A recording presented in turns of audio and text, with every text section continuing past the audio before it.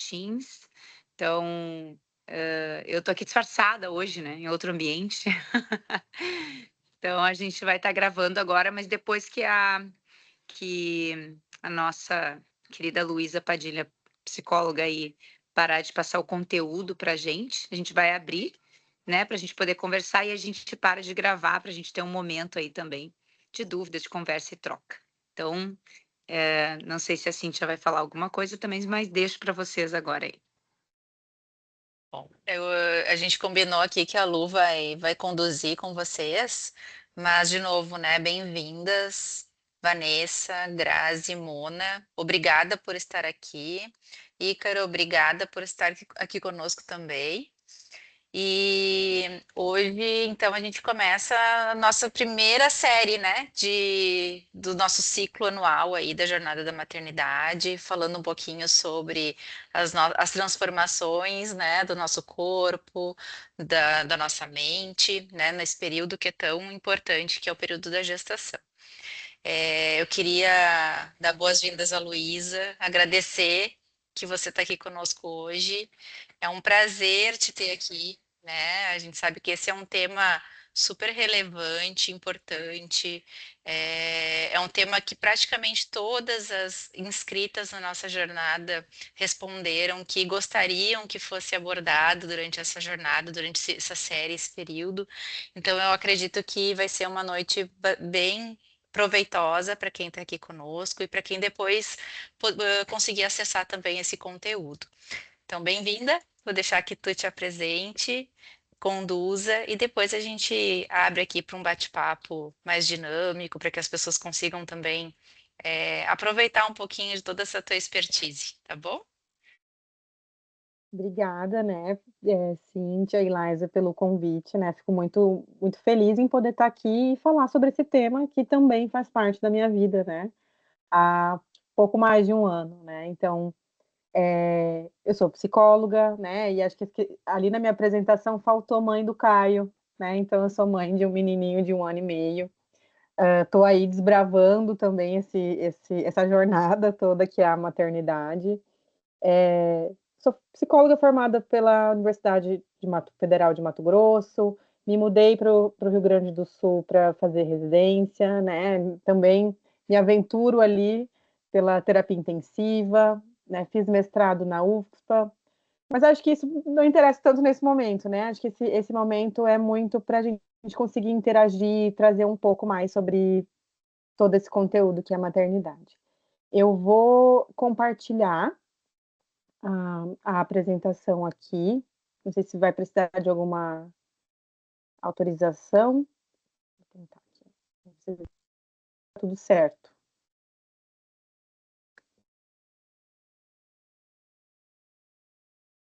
Estão conseguindo ver a apresentação? Sim. Sim. Sim.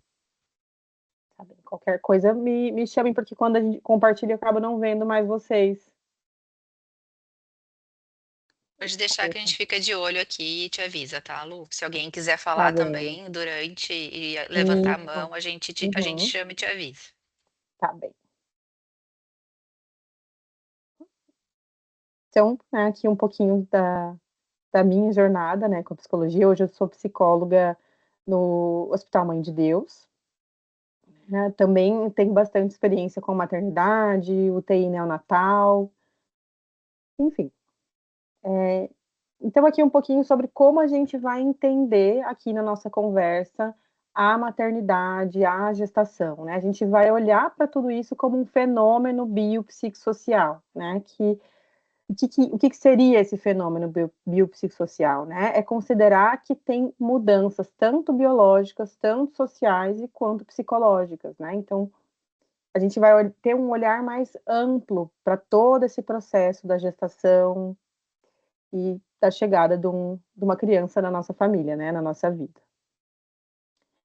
Então, ali, durante a gestação, né, estudos de neuroimagem, eles vão mostrar que até a estrutura do cérebro materno vai mudar, né? Então, vai ter uma redução de algumas áreas do cérebro, né? E tudo isso com o objetivo de para que essa mãe consiga reconhecer as necessidades do bebê, né? Então, vai ter essa mudança toda fisiológica com essa intenção, né?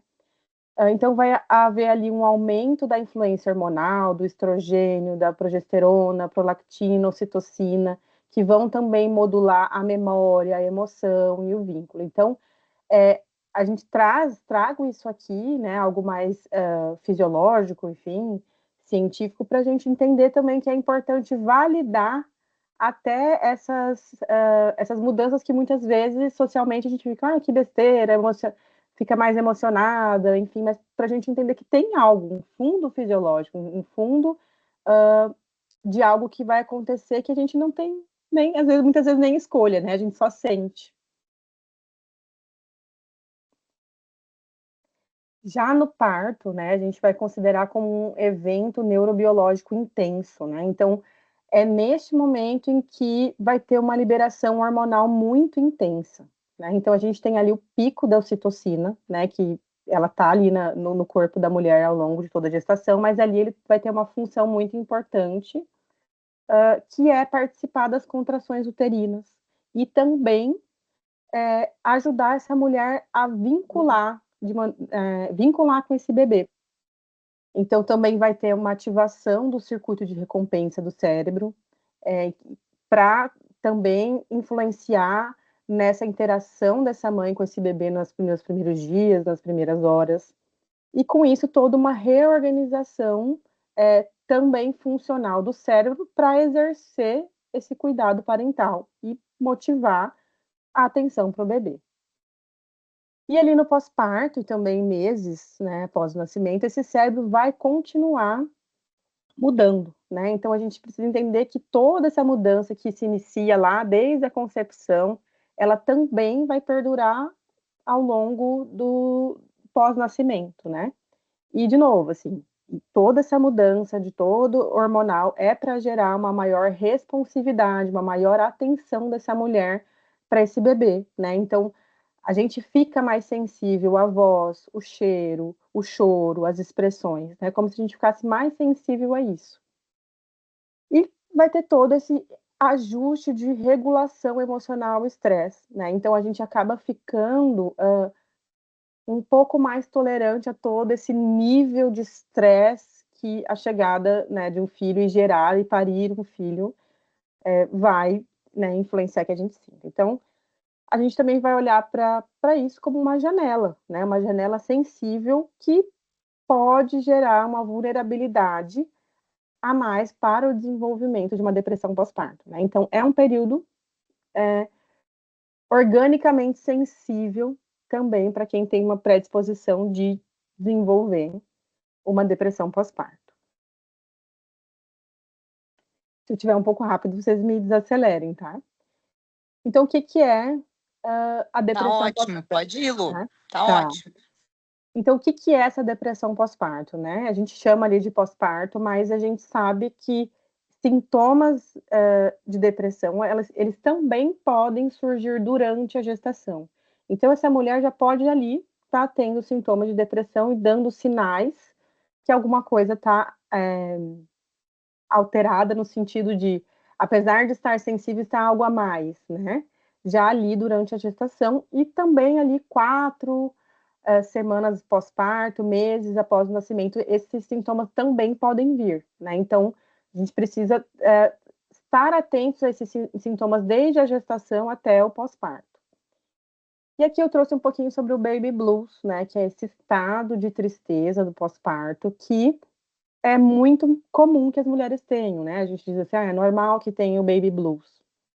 Que ele vai surgir ali após o parto, né? E tá ligado ao que a gente falou ali anteriormente, a toda essa oscilação hormonal, vai incluir o choro fácil, né? Uma sensibilidade, uma irritabilidade.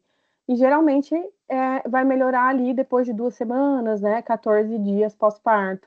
Então, essas 2 semanas são muito importantes, né? Do pós-parto, em que a gente precisa ter bastante generosidade com a gente mesma, cuidado, cercar de pessoas também que vão conseguir dar um certo suporte, né? Mas se esses sintomas persistem, né, ou pioram ao longo do tempo, e vão gerando um grande sofrimento, a gente precisa avaliar. Então, o que são sinais de alerta, né, que vão merecer, assim, essa atenção clínica, né? Então, são sintomas que vão durar mais de 2 semanas, como a gente tinha falado, uma dificuldade de se conectar emocionalmente com o bebê. E aqui eu dou uma ressalva, né? Porque a gente brinca, né? Ah, nasce um bebê, nasce uma mãe, mas não necessariamente, né? A gente entende também que é completamente esperado e também normal que esse vínculo dessa mulher com esse bebê, dessa mãe, ele talvez demore um pouquinho para se constituir, né? Mas é claro, se a gente percebe que essa dificuldade de se conectar com o bebê está trazendo um prejuízo para o bebê e para essa mãe, para a dinâmica toda da família, então a gente é mais um sinal de alerta, né? Uma sensação persistente de incapacidade, pensamentos também sobre morte, sobre querer desaparecer, uma perda significativa do funcionamento do dia a dia, de já não conseguir mais fazer coisas que são importantes, por exemplo, se levantar para tomar um banho, não conseguir se alimentar muito bem, essa hipervigilância em relação ao bebê, que são sintomas mais ansiosos, mas tem muito a ver com a depressão pós-parto. E é claro que, principalmente quando é o primeiro filho, a gente fica mesmo, né, mais hipervigil, mais preocupado. Mas, enfim, algo que a gente precisa destacar também. Um medo intenso de que aconteça algum acidente, alguma doença com o bebê, né? E quando a gente vai falar desse medo intenso, é como se fossem pensamentos recorrentes, como se fosse uma ruminação mental, né? Sobre essa sensação de medo. Dificuldades para relaxar ou dormir, pensamentos intrusivos relacionados à segurança do bebê e também, em casos mais graves, uma certa confusão mental e uma desorganização de pensamento, de discurso, né? Isso também pode aparecer. Então, como que a gente faz, né, para cuidar dessa gestante, desse bebê? Né? Qual a melhor estratégia de funcionamento para encarar toda essa mudança hormonal, essa mudança de vida? É a gente focar em como organizar a rede de apoio, né? Então, isso é, é a cereja do bolo, né? Acho que a gente precisa também dar mais atenção para isso, como se fosse um plano de parto também, né? De quem são as pessoas que vão ser essa rede de apoio, né? Então, eu coloco ali, né, que a maternidade ela não precisa ser vivida sozinha, né? E para a gente construir essa rede de apoio antes desse bebê nascer. Então, é importante que a gente pense, né? Quem são as pessoas que você pode contar, né? Quem são as pessoas que tu tem vínculo, que estão participando ativamente da sua gestação? Converse também sobre o que você vai precisar nesse pós-parto, né? O que você entende? Será que é deixar marmitas prontas na geladeira, né? Alguém que possa cuidar disso para você. Então, tentar pensar no que você vai precisar, né? E apoio emocional é tão importante quanto ajuda prática, né? E, e digo isso, né, de novo, né, reafirmando que às vezes não é uma escolha da mulher estar mais vulnerável, estar mais sensível. É algo fisiológico que nos invade e a gente precisa lidar com aquilo, né? Então, ter pessoas que consigam ser suporte é muito importante. E como é que né, como que a gente organiza de forma prática, né? Quem pode oferecer escuta e acolhimento? Às vezes não vai ser, sei lá, nossa mãe, nosso pai, às vezes é uma amiga que vai conseguir exercer, às vezes o marido, né, o parceiro não consegue tanto. Então a gente precisa pensar também quem é que vai estar ali para dar aquele ombro quando a gente precisar, né? Quem que pode ajudar diretamente nos cuidados com o bebê, né? Quem pode ajudar nas tarefas de casa, que também é bem importante, né? E quem pode ajudar com a refeição, com a rotina. Então, são todas coisas que a gente precisa ir considerando. Né? E também quem pode ser incluído nessa rede de apoio, né? Também os profissionais. E às vezes vai ser uma equipe, né, de obstetra, uma equipe de saúde, né, uma doula, uma equipe de enfermagem também, que é bem importante. Um pediatra também, muitas vezes, que a gente faz aquela consulta antes do bebê nascer. Uma consultora de amamentação também pode ser rede. Fazer psicoterapia também nesse momento, né? Olhar para você neste momento, como é que é para cada uma de nós passar por esse momento da gestação, as mudanças, enfim. E também grupo de mães, né? Que muitas vezes vão ser nossos pares ali para trocar, né? Que são conseguir falar de igual para igual. Então, preparar essa rede de apoio é uma forma de cuidar de você e do bebê. Eu coloquei aqui essa imagem com uma sugestão, né, de série da Netflix que fala muito também para desmistificar, desromantizar toda a maternidade, né? Então é uma série que traz reflexões bem interessantes, assim. E acabei. Que final. Vou sair aqui do slide para olhar vocês. Esperar um pouquinho aí, Lu, até parar de compartilhar. Mas, nossa, é sempre bom te ouvir. A gente já conhece a Luísa há algum tempo. E a maneira como ela traz esse tema, né, com a leveza que ela traz,